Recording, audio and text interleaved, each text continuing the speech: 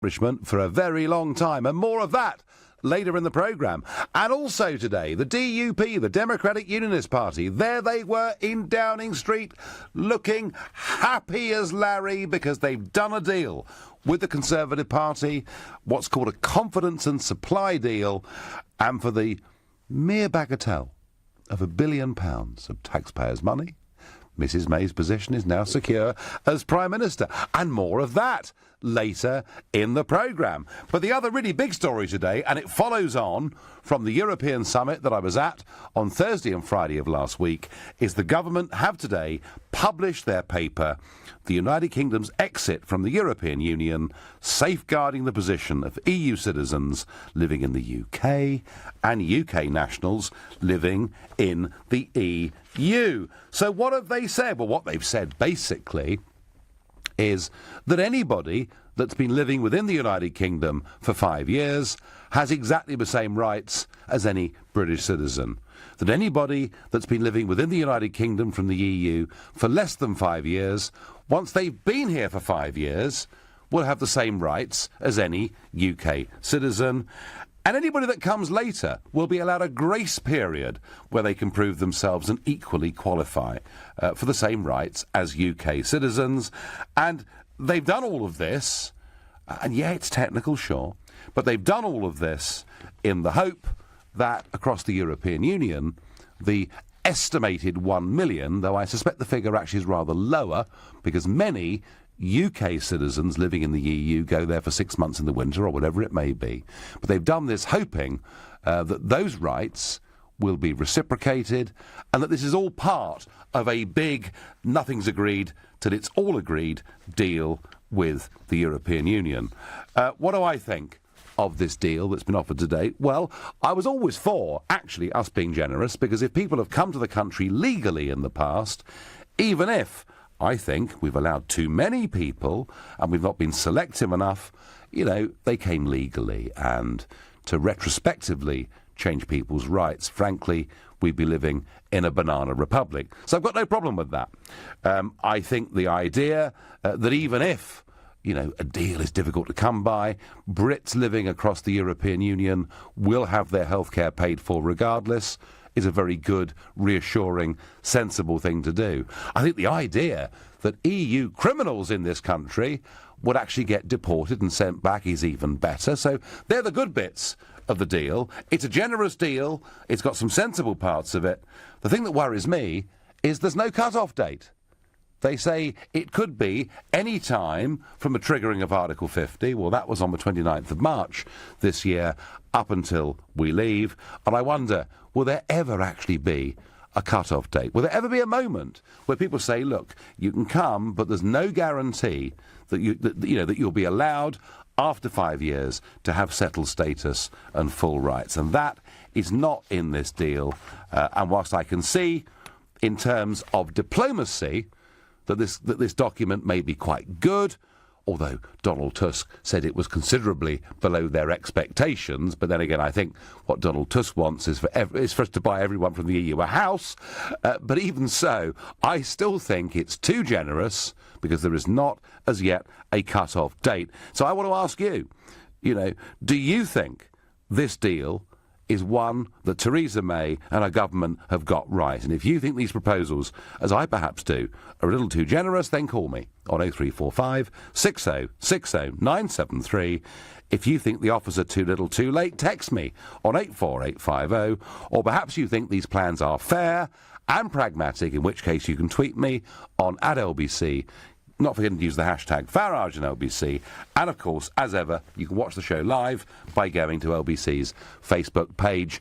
Now, Julia on Facebook steams in to this argument and says, I have never been so angered by a politician. How dare she tell over 3 million people from the EU that they can not only remain here, but their families can join them. This is not what I voted for, and she had no right to make that decision for me. Well, Julia, actually, you are right, because what is big... And I did say I thought this deal diplomatically may have been clever, but actually was overly generous. But Julia is right that if you've been here for 5 years and you're fully entitled to all the same rights as a UK citizen, well, then you can bring the rest of your family here as well, and that's perfectly clear in this document.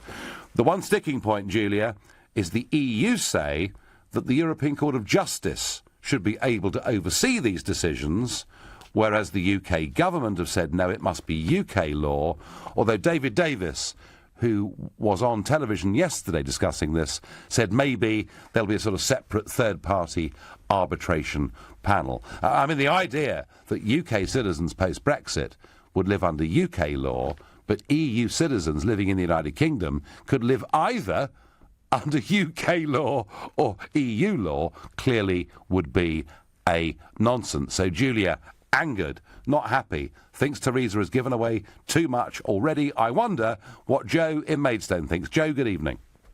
Hi, Nigel, first-time caller. Well, welcome. Thank you very Joe, much, sir.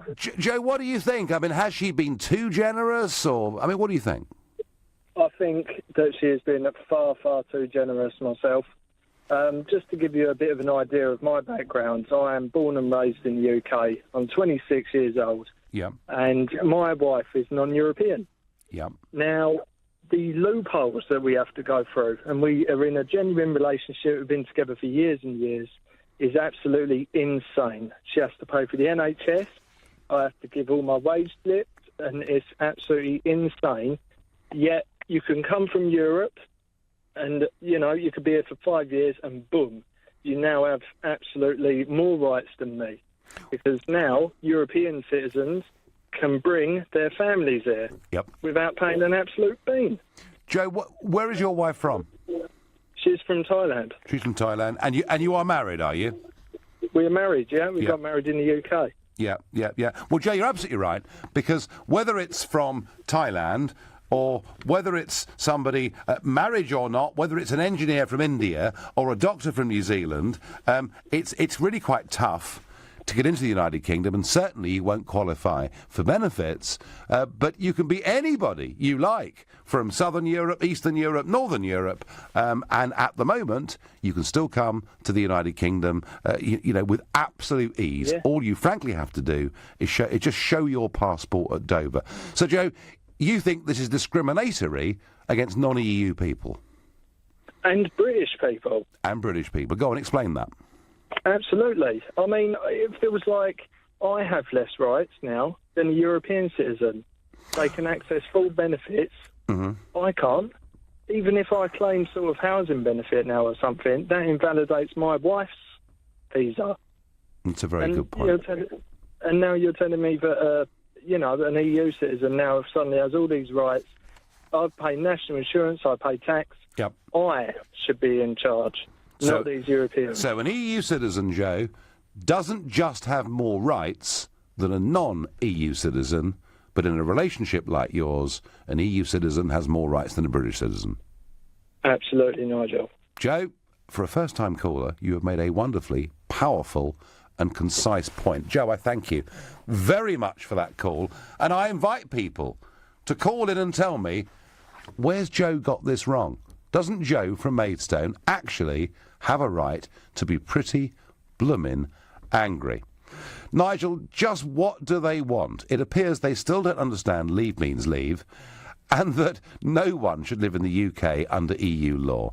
If they want, they could go and live in the EU, says Julia in the West Midlands. Well, Julia, I'm going to, put the other side here. David Davis, and the one thing he was very diplomatic yesterday on the television, but the one thing he was very strong on, he said the European Court of Justice would not decide. And I guess at the moment, that's the big sticking point on this particular area, namely nationals living in each other's countries. So the government have said we will not be under the ECJ. Let's hope they stick to that condition. I get on Twitter sad listening to LBC and hearing EU citizens demanding better rights than UK citizens. If you want that, move back to the EU, says Jan. Well, I'm not sure that's going to happen in a hurry. And Joe is a popular name and theme this evening, because I've got another one called Joe from Lowestoft in Suffolk. Joe, good evening. Good evening, Nigel. Good evening. Well, just recently I've become a dual national. I applied for Irish citizenship as soon as I realised that Brexit was coming about. No, I'm told, Joe, there are record numbers of people doing that. Yeah, I don't blame them. I'll always have free movement throughout Europe. I can work throughout Europe.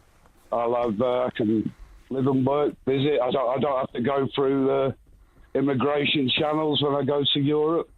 It's best, but what we got to do, people like myself and other EU nationals, is hold Donald Tusk's feet to the fire to make sure he demands that we are covered by the European Court. So, Joe, tell me, did you have any genuine reason or rights or history to apply for Irish citizenship? Well, my parents are Irish. OK, fine. So I'm an Irish Catholic. I've also lived in Germany for 4 years. That time was spent in the army. So everybody's not patriotic. So that's in the Coldstream Guards, No, Joe, I wasn't accusing you of that. But what I am going to accuse you of, perhaps, or ask you about, is you're going to have an Irish passport, you're going to have a British passport. Don't you, to some extent, Joe, want to have your cake and eat it? That's what you wanted when we had Brexit. No, I didn't. No, not at all, Joe. I wanted us to be an independent, self-governing nation. But aren't you sort of hedging your bets a bit here? Eat it, and it's obviously not true, Nigel. You made it out that we could have our cake and eat it. Well, I tell you what we can do. We can, in one sense, that we can be a self-governing democratic nation, and we can trade openly with the world, Joe. I stand by that, absolutely. Yeah, but in the meantime, in the next 10, 20 years, our economy is likely to tank. Get out of it. It could. What if it goes through the roof? What if it goes up? Joe, let me ask you one quick question. With your Irish passport, do you think that post-Brexit, the European Court of Justice, based in Luxembourg, should be able to decide the rights of EU citizens living in the UK? Well, it's the same as the Supreme Court in London who decides what people in Northern Ireland are doing. Well, Northern Ireland's part of the United Kingdom. Are you arguing, Joe, with your Irish passport? I'll ask you one more time. Are you arguing with your Irish passport that's on its way that the European Court of Justice in Luxembourg should have a say on the rights of EU citizens living in the UK? They've protected our rights. Fine, Joe, fine. You've made your point. I get it. I thank you. Well, Joe, great believer in the European Court of Justice in Luxembourg. He does want to have his cake and eat it, I think. But fair enough. He's doing what's in his own interests, I guess. Right now, you're listening to The Nigel Farage Show, exclusively on LBC. It's 7:15.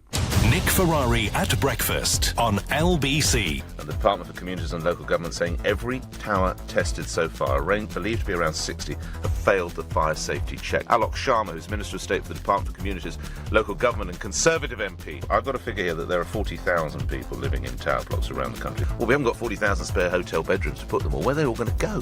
What we need to make sure is that the buildings that can be made safe are made safe. And then where do we put people? Why can't the work go on around them? Ultimately, we want to make sure that everyone is safe, and we want to make sure that the work is done as quickly as possible to make sure this non-compliant cladding comes down. Nick Ferrari at breakfast, every weekday morning from 7, only on LBC. With Hampton by Hilton, now open in Aberdeen. I've always paid into my pension, but never thought about how it was performing or how much I was being charged for it. That's why I contacted the specialists at PensionWorks. They carried out a pension health check, which found hidden costs and expensive fees within my pension that could have cost me years of lost retirement income, meaning more money for my future. Let the PensionWorks check your private pension for free before it's too late. Text YES to 83222. That's YES to 83222. We asked people to put a price on their hearing. One reply said £100 trillion because I love music and languages. Another said, priceless. Who wouldn't want to hear their grandchildren laughing? We know how much you value your hearing. That's why at Boots we have interest-free monthly payment plans available to make the right hearing solution for you even more affordable. Boots, let's feel good. Subject to status, over 18s only. Terms and conditions apply. Stub out your last cigarette and celebrate with a holiday in the Caribbean. London South Bank University is looking for smokers to take part in an exciting new research project in the capital. You'll be paid to take part, and along with the chance to become a non-smoker, there's a Caribbean holiday and more to be won. So hurry, search online for LSBU Stop Smoking Study. That's LSBU Stop Smoking Study. Over 18s only, T's and C's apply. My thing, Guatemalan cortado. As coffees go, it's pretty lively. Must have smashed out 24 spreadsheets in half an hour. Boom. Which is, funnily enough, what my laptop did when I spilt my cortado all over it. Oh, no. So, I need a new one.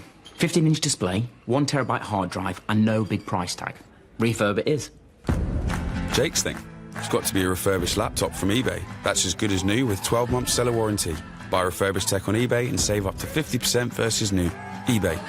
Find your thing. You have one new message. No message left. Sound familiar? It's not the sound of silence. It's the sound of your customers not being able to get in touch. So take back control with eReceptionist. eReceptionist answers and directs all your calls, ensuring your customers always get an answer and you always get the business. Take a free 30-day trial at ereceptionist.co.uk. Free trial must be cancelled within 30 days to avoid charges. We've been thinking about Tom. The cat. And how, whilst he's remembered to buy cat litter, he's forgotten his bank card. But instead of worrying about how he's going to pay for it, he's simply wondering if a dog might have been a better choice of pet. That's because at NatWest, we've already thought about the left bank card at home scenario. It's why we created Get Cash, so you can withdraw money from our cash machines with just our mobile app. NatWest, we are what we do. Take out up to £130 a day as long as it's within your withdrawal limit. App available to customers with online banking and a UK number. Leading Britain's conversation, The Nigel Farage Show. Tweet at LBC using the hashtag Farage on LBC. The Prime Minister has announced that EU citizens that have been living in the United Kingdom for more than 5 years will have settled status, which gives them full entitlement to the same rights as everybody else. Equally, she said that those that come later can earn that right too. And I'm asking you, is that simply too generous? Has she got this right or not? But the other big event in Westminster today, and in the sunshine in Downing Street, we saw the Democratic Unionist Party of Northern Ireland. That's the party that was founded 40 years ago by the late Reverend Ian Paisley, very much considered in those days the hardliners of Ulster Unionism, with the official Ulster Unionist Party being the big party. They have now disappeared. They've gone. There are no OUP seats in Westminster, and the DUP have 10 of the 17 seats in Northern Ireland. And without them, Mrs May simply can't govern the country.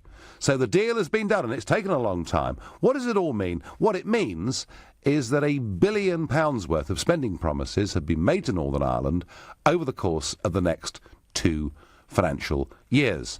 That is 100 million quid for each DUP MP. I mean, even international footballers don't get transfer fees on that level. And there'll be some, and I did tease a little bit about it earlier on Twitter, there'll be some that say, what a terrible waste of money, what's happening, why is the taxpayer paying for Mrs May's failures? Yeah, you could argue that. But there's another argument that says, actually, £1 billion to secure a solid government that still at least says it's committed to taking us through the Brexit process is actually a relatively cheap price to pay for, well, I was going to say strong and stable government, but I'm not sure I could do that and keep a straight face. But if it's £1 billion that actually keeps a government in place and we get on with the Brexit process without the career politicians doing their best to overturn the will of the people, maybe it's a cheap price to pay. At least that's my view. Now, back to this question. Has Mrs May been too generous or not? Jared in Sutton is my next caller. Jared, how do you see this deal? Good evening, Nigel. Good evening. I see the deal as extremely generous. And I can only make a comparison to a Commonwealth citizen. My wife is a Commonwealth citizen. I am a Commonwealth citizen. Yes. However, I came here in 2001 and I was 14 years old, so sort of went through the process of getting indefinite leave to remain and then the British passport.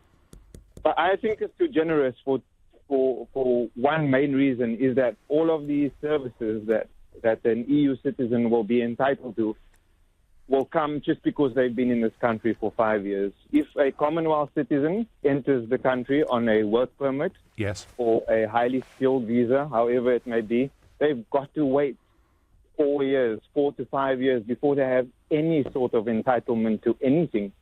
And I think you're just allowing with the 5 years, as well as with this 5 year process, you can't claim citizenship if you have a criminal record. And now everyone is going to have it. It just doesn't make sense to me. I have to say, Jared, that the idea of people coming here from the Commonwealth or elsewhere becoming citizens with criminal records, I don't find very attractive anyway. No, I wasn't saying that it's only Commonwealth. Right, okay. A Commonwealth citizen with a criminal record. What I'm saying is that a Commonwealth citizen has to go through a very long process and also a very extensive process. Yeah. I think an EU citizen should go through exactly the same process. And I'm only saying that because that is what I see, you know. No, Jared, actually, I have to tell you, I agree with you. One of the arguments I made in the many years leading up to the referendum is that we discriminate, yes, that awful word, we discriminate against Commonwealth citizens and citizens from all over the world in favour of people who come from the European Union. A point that I found very difficult to get some to pick up. Jared, where are you from originally? I'm South African, Nigel. You're South African, yeah. I do remember you saying this during the Brexit period. You're saying enter the United Kingdom on a point system, depending on your skill, which is something that I agree with. Australia use it and a few other countries, I'm not sure who. But I think that is the best route to follow. But with this deal that has just been made for being in the country for 5 years, you are now entitled.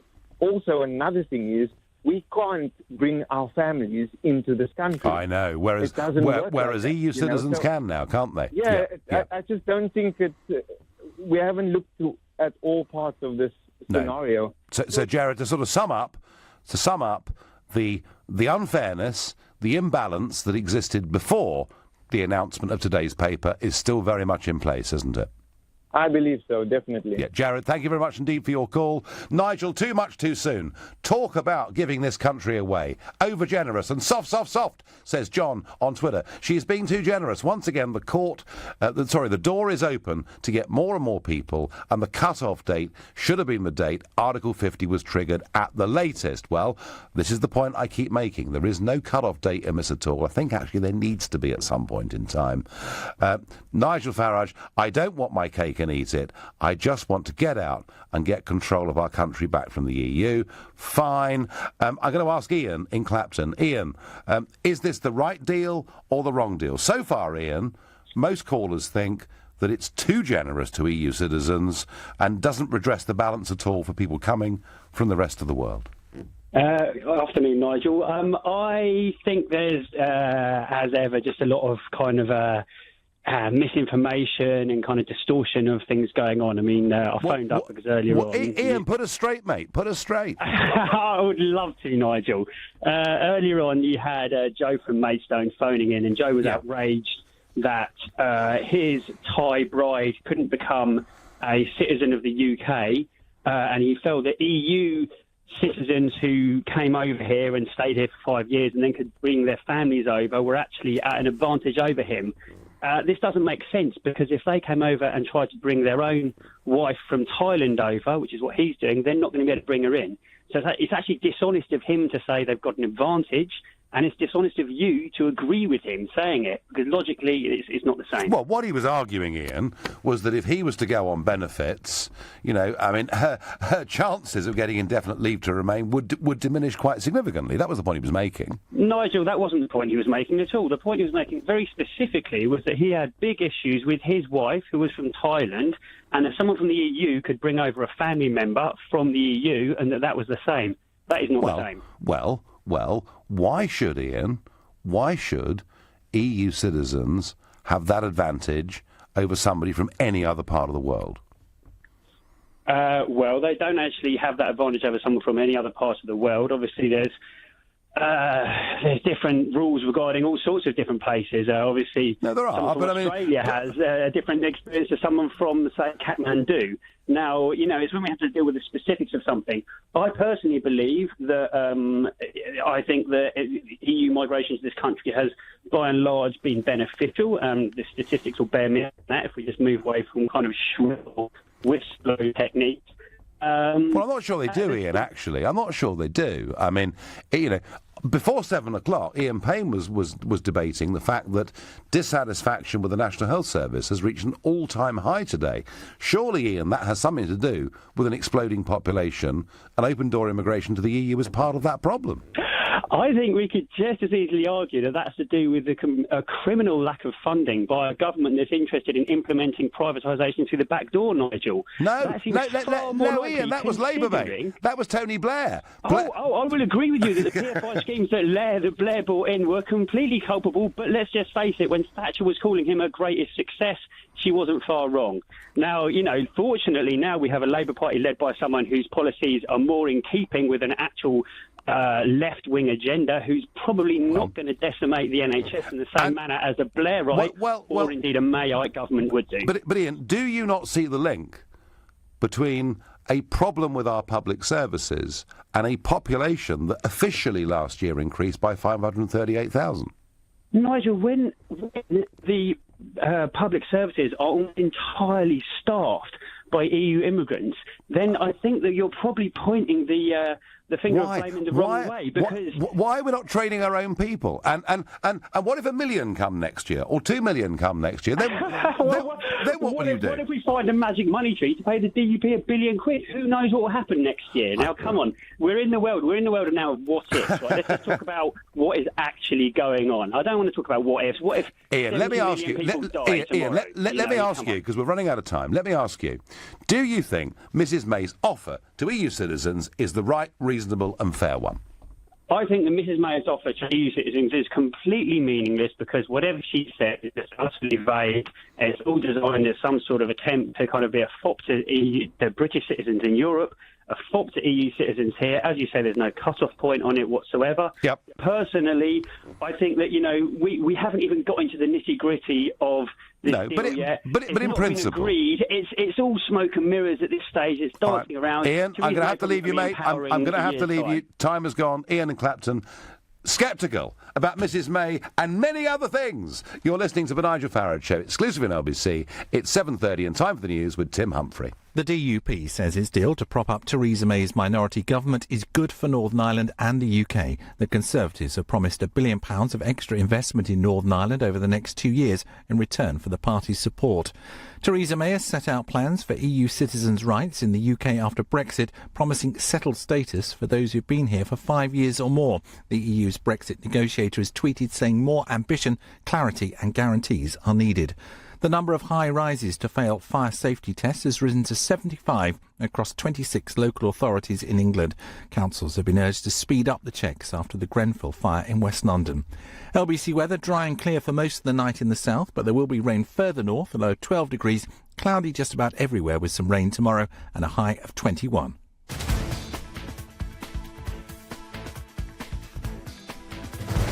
This is LBC. We've all been interrupted by them, and it often feels like stopping them is practically impossible. All this week, LBC continues to carry out a special report about nuisance phone calls. We'll look at everything from why you get them to how they get your number. With new Sky Talk Shield, Sky's personalised call screening service for your landline that lets you answer the calls you want and block the ones you don't. Find out more at lbc.co.uk. When you hear a PPI commercial like this, you think, I wonder if I ever did have PPI, and maybe I should claim with the deadline being announced. And then you think, but I'm not sure where my paperwork is. So you end up doing nothing. Well, here's the easiest thing in the world to do. Just text the word EASY to 60777 and the claims guys will conduct a free search to discover if you ever had PPI. And then you can decide to pursue the claim yourself or get the claims guys to do it for you. Text EASY to 60777 now. The claims guys. Moving office, it can be one of the most stressful, costly, disruptive experiences of your business life.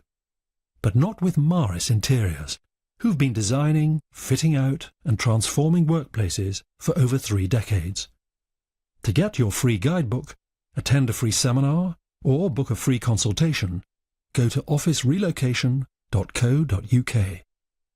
Morris, workplace design experts.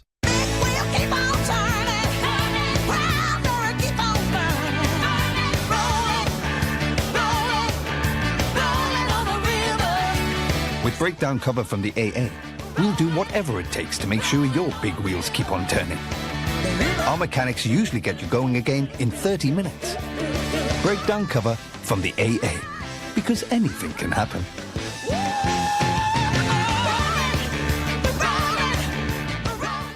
Work doesn't end because you're not there. It's always 9 a.m. somewhere. There's always a call to take. And business doesn't sleep even when you do. eReceptionist lets you step outside the office and balance work with life. With eReceptionist, calls can be directed to a landline or your mobile. So wherever you are, you're local. And with our unique app, you can dial out from your landline number with your mobile. Take a free 30-day trial at ereceptionist.co.uk. Cancel within 30 days to avoid charges. The Nigel Farage Show on LBC. Call 0345 6060 973. Well, we're debating Theresa May's really quite generous offer to EU citizens already in the United Kingdom, unless, of course, they're crooks, and then we're going to get rid of them and empty our jails and send them back, which is the really tough bit of it. But also today, significant, I think, that Donald Trump has actually had a victory today. And I say that because ever since he was elected, ever since he was inaugurated, we've seen judges in various states around the USA. We've even seen members of his own party in Congress, obstacles being put in the way of stopping Trump getting his manifesto put into place. It's something that I know has frustrated him hugely, and those of us that have tried to support this president have also felt very frustrated by it. Well, today, the Supreme Court have ruled allowing his travel ban to be partly reinstated. Trump himself called it a victory for our national security. So what it means is there's going to be a 90-day ban on people from 6 Middle Eastern countries and a 120-day ban on refugees whilst they review whether they've got the policy absolutely right. Trump said, as president, I cannot allow people into our country who wish to do us harm. The Supreme Court ruling says, in practical terms, this means that the executive order will not be enforced against foreign nationals from those countries who have a credible claim of a bona fide relationship with a person or entity in the states, but all other foreign nationals are subject to these provisions. This will all be up again for full review in October, by which time, he may have decided actually they've got the rules right, or they haven't got the rules right. And his son, Donald Trump Jr., tweeted, by the way, it was 9-0 at the Supreme Court with no dissents, icing on the cake. And I wonder, are we going to get the usual screams and storm of protest about what Trump has done, or have a series of unfortunate attacks in much of Europe and in the United Kingdom made people think perhaps being cautious about who you bring into your country is the right thing to do? I'm not going to attempt to debate that this evening, but I suggest we will debate that over the course of the coming few days and weeks, because it is a big issue and it's a big victory for Trump. But back to Theresa May, back to her plans that if you've been here for 5 years from the European Union, you're entitled to the same rights as everybody else, and anyone else that comes within the last 5 years or even on from now until we get a cut-off will be able to qualify for full rights. I'm going to ask Monpi in Toaster. Good evening.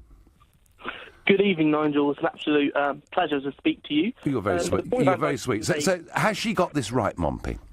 I think the first thing you have to answer is whether it's generous or not, and yes, it is a generous offer. Mm-hmm. But I think we also need to debate is that whether it's necessary or not. And if we do want to get a good deal from the European Union, so that's outside the customs union, outside the jurisdiction of the ECJ, yep. But to have the best access to their market in terms of tariffs, I think that we need to give away a few things like that in order to get the best possible deal from our perspective. Yeah, no, listen, I understand that completely, and I did say at the start of the show that I understood why, for diplomatic reasons, it might have been worded the way that it was. But surely there has to be a cut-off date somewhere, doesn't there?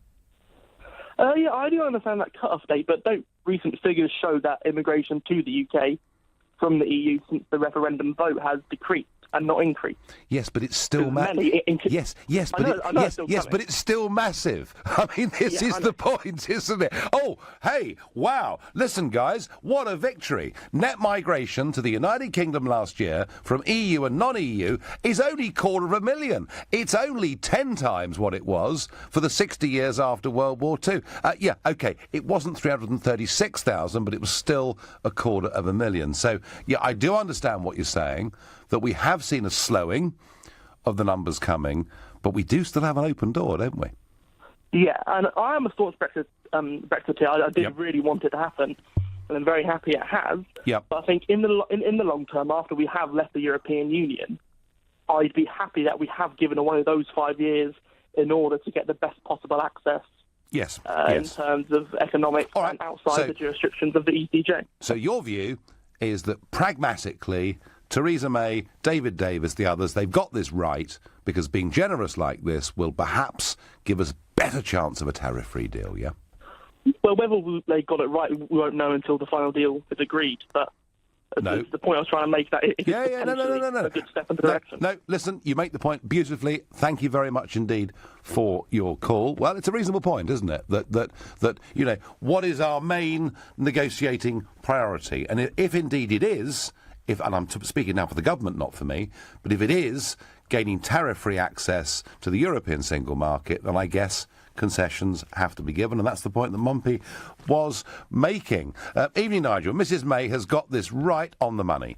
Kick out the crooks and the criminals, but everyone else should stay with us and enjoy our Brexit Britain, says Tom. Tom, that's fine, but do we have a cut-off at some point? If so, when is it? We have been far too generous, says Julie. I never voted Leave for this. We are a laughingstock, and it can only happen here. Craig thinks that Mrs May has played her cards right on this element of Brexit. Most of our politicians seem more concerned about EU nationals over here than British citizens abroad. And Debbie says they've been given everything but the kitchen sink. But that's still not enough for them. Or the loony Labour lot. Or the Scottish Nutty Party. That's a bit strong, Debbie. Martin in Chingford, is this a fair and reasonable deal? And if it's part of this bigger strategy of nothing is agreed until everything is agreed, is it a reasonable thing to have done? Absolutely not. I voted to leave, and migration was a massive issue, right up there on my list, along with sovereignty, and I feel sold out. I really do. Do you? 5 years is nowhere near long enough. Absolutely not. No. Anybody coming here, even to visit, we need to implement a very strict visa system. If a visitor comes in, then if they've got a criminal record, just like the States, you ain't coming in. You need insurance, so you're not plumping off of our health system as well, so we can deal with that. And if you're coming here to work, brilliant, because we do need people for the agricultural industry, fruit picking, the construction industry, but they have to be sponsored by their employer. And when that work ceases, there's no benefits for any of these people.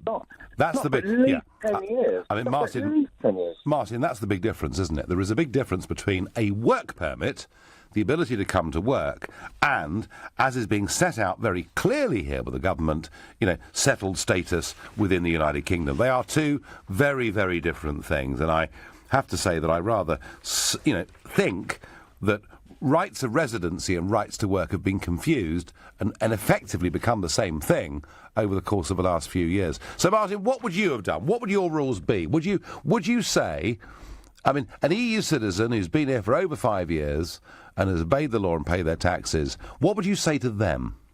I would say that 5 years isn't long enough. You need to be here longer, and you are still subject to the new visa system that we're going to be introducing. Okay, and they're going to be subject to it. Obviously, look, if you've had someone, if you have a fella or a lady that has now married a UK citizen and they've got kids, well, okay, you leave them alone, okay, and I think that's fair. However, I'm afraid, I mean, there are people here. 5 years isn't long enough. I'm sorry. Right. No, Martin, you're perfectly clear. You think this is soft, and frankly, you feel sold out, don't you, Martin? I do. I damn well do. Yeah, I do massively. No, I think that because of Corbyn's been been there open arms saying we should have an open door policy and continue. I think the Tories have softened up and they don't want to be looking too soft. Sorry, don't want to be too harsh now in the face of court. Wow. And also, Martin, don't forget, their track record is abysmal. Tens of thousands in the 2010 manifesto, tens of thousands in the 2015 manifesto, and once again in the 2017 manifesto, tens of thousands. I'm not sure they mean it. Martin, thank you for your call. Martin, utterly hacked off, feeling sold down the river. I suspect he's not alone in this. Going to ask Sylvie in Uxbridge. Sylvie, good evening. Good evening, Nigel. How are you doing? Good evening. Now, you're from Romania, I understand. Yes, I am, yeah. OK, so you're probably very happy with what Mrs May has said today. Not very happy, but I'll put it this way, Nigel. Put yourself in my shoes, right? Yep. I left my country when I was 24 after I finished my uni. Yep. My country gave me an education, right? Mm-hmm. I came here, I've started working, I've been paying taxes for the last 5 years. I made a career for myself in here. I'm paying around £400 every week in national insurance and taxes, right? And all of a sudden, people like you come and say, all right, you should go, right? No, whoa down there. Whoa, whoa, whoa, whoa, whoa. When have I ever said that? Well, No, come on. You're not pleased with what Theresa May said. That's my point here. Well, what I'm saying is this. I'm saying two things. Firstly, we have people like you that come here, work hard and pay taxes and obey the law. Great. Equally, there are too many people that have come to the United Kingdom and paid too little tax and perhaps in some cases not obeyed the law. Not great. And I think overall, Sylvia, if I can make the point, we've allowed too many people in. What I'm arguing about Mrs May's deal, and I've argued from the start we should be generous about people like you who came here, in good faith, leaving behind your country. I get all of that. I understand that. And, you need to be a banana republic to turn your back on that. What I am arguing is there needs to be a cut-off date at some point, after which you don't have the automatic right to be able to have settled status in this country. Is that unreasonable?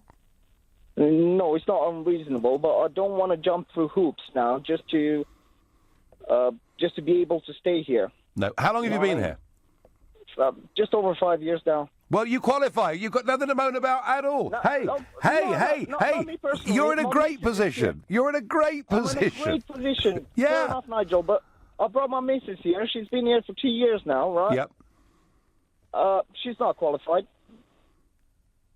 Right. Well, actually, if you're married to her, she is. And anyway, if she's been here for 2 years, after 3 more years of being here, she will qualify for settled status too. And Sylvia, to reiterate this point, I've never argued for getting rid of any of you unless you've broken the law. But I thank you very much for your call, and I hope you feel reassured by today. You're listening to The Nigel Farage Show, exclusively on LBC. It's 7:46. Coming up at 8 on LBC, Clive Bull. So Theresa May seals a deal with the DUP with an extra £1 billion going to Northern Ireland. Are you happy for your money to be spent in this way? Clive Bull on LBC. I've broken down, Churchy. Cars like me belong in the fast lane, not the hard shoulder. Oh, yes. Oh, now I'm really going to blow a gasket. No. Don't end up stranded when you break down. Churchill offers new motor customers free breakdown cover. Oh, Churchy, my knight in furry armour. Oh. Churchill. Depend on the dog. First year free breakdown service provided by Green Flag, roadside only. New business policies only. Excludes NI, underwritten by UK Insurance Limited. Terms and conditions apply. We asked people to put a price on their hearing. One reply said £100 trillion because I love music and languages. Another said, priceless. Who wouldn't want to hear their grandchildren laughing? We know how much you value your hearing. That's why at Boots we have interest-free monthly payment plans available to make the right hearing solution for you even more affordable. Boots, let's feel good. Subject to status, over 18s only. Terms and conditions apply. pets. We positively love them. So for those times they're feeling rough, get pet insurance from Pets in a Pickle. Go to petsinnapickle.co.uk. She was very much a big part of my wedding, being my mother of the bride. You would never really see the full glow of her face. I'm Dr. Michael Zibbets, Senior Clinician at TDC Smile in a Day. In just one day, we gave Stephanie's mother a full set of implants and beautiful fixed teeth. Around 3 months later, we exchanged her first fixed teeth for a final permanent set, in time for the big day. I mean, the photos themselves speak a million words. Book your free consultation today. Visit smileinaday.co.uk. I've always paid into my pension, but never thought about how it was performing or how much I was being charged for it. That's why I contacted the specialists at PensionWorks. They carried out a pension health check, which found hidden costs and expensive fees within my pension that could have cost me years of lost retirement income, meaning more money for my future. Let the PensionWorks check your private pension for free before it's too late. Text YES to 83222. That's YES to 83222. I used to work in a call centre. Every weekend, instead of being with my man, lost in conversation, I was with customers who'd lost their internet connection. But now I drive with Uber, so I only work weekends when I feel like it. Oh, the football's on this weekend. Like this weekend. Work or not, at the touch of a button. Find out more at uber.com/driveuk. Uber, where to? Leading Britain's conversation. LBC, The Nigel Farage Show. Mrs May lays out her terms for what she wants to be the deal for EU citizens living in the UK and hopes for reciprocation from our friends and colleagues still in the European Union. Some of you think this is good. Some of you think it's clever. You see it as part of a big negotiation, a package that allows us to get the right trade deal as well. Others see it as fair. Others think she's given far too much away and she's way too generous. I disagree with Theresa May. They should be entitled to nothing. British people should come first who were born here. Well, that's what Katie seems to think. And another one, Chris says, the more people you let in, the more you've got to let in for all the extra services, etc. It's a never-ending dog chasing its own tail. I worked in France in a job a French person couldn't do. Paid my taxes in France, plus NI in the UK, and I didn't expect or demand anything, says Beth. Well, that's fair enough, Beth. How many times can Mrs May get things so wrong before she's forced to resign? What a mess. No, Nathan, you're wrong. The Conservative Party are solid and united behind their great leader, who's today cut a deal with the DUP, and I guess looks a little bit safer than she did a couple of weeks ago. Mark, in Great Yarmouth, has Mrs May got this right, or has she been too generous? Good evening, Nigel. Good evening. I just want to say I don't think it's good. I don't think it's clever. I just think it's the right thing, Nigel. OK. Is that in terms of the big package that we've got to put together here? Yeah. Hold on. Let me finish, mate. Yeah. You've got to understand that these are people and they want to know where they stand. And they're a part of our country. They've come in, and the vast majority of them have worked hard. I knew Portuguese people, I knew Spanish people, I knew quite a lot of people from the European Union. Every day, Nigel, they worked. Okay, now, for all of a sudden, because this country had a vote, was to say that they have to go, or they weren't sure, I don't think that's right. And we have to be seen to be doing right, Nigel, because it... No, Mark, I agree with that. I agree with that. I agree with that. And no one's ever said... I've never heard anybody in the Leave campaign say that people who came here legally, which they did, should go, but it is about restricting the numbers in the future. But Nigel, why you know, you don't need to antagonise. And the thing is that you know, you've got to have a bit of decorum. You've got to show a bit of compassion. And the fact is that the way I look at it is that I want to live in a country. I voted for Brexit, by the way, because I felt it was the right thing for my country.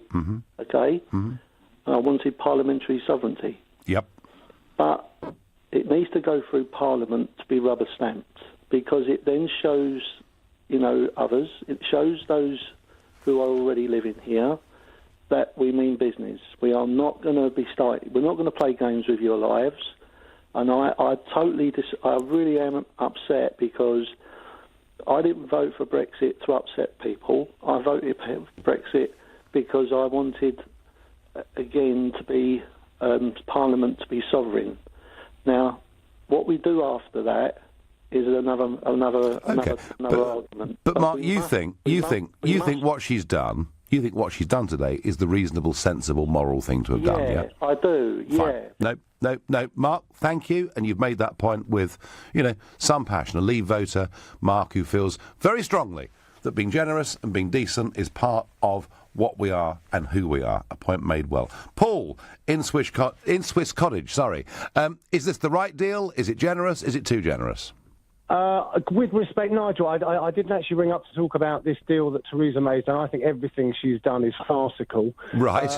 What I'd like to say is you had a Romanian guy on about 5 minutes ago. Yes. And you were saying that you were intimating that you fully respect how law-abiding sort of EU citizens come over here and work. We all know that without these European citizens coming over and work, the country's going to fall apart. I work in construction. How do we manage before, Paul?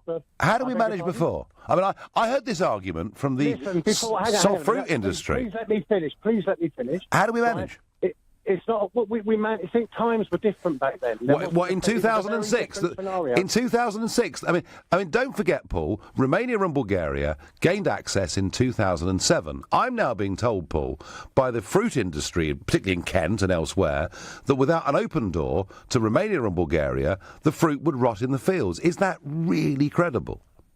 I believe personally, having worked in several industries, that we are so reliant on EU and foreign labour that the concept of not having them in the United Kingdom will make this place a third world country. Look at the health service.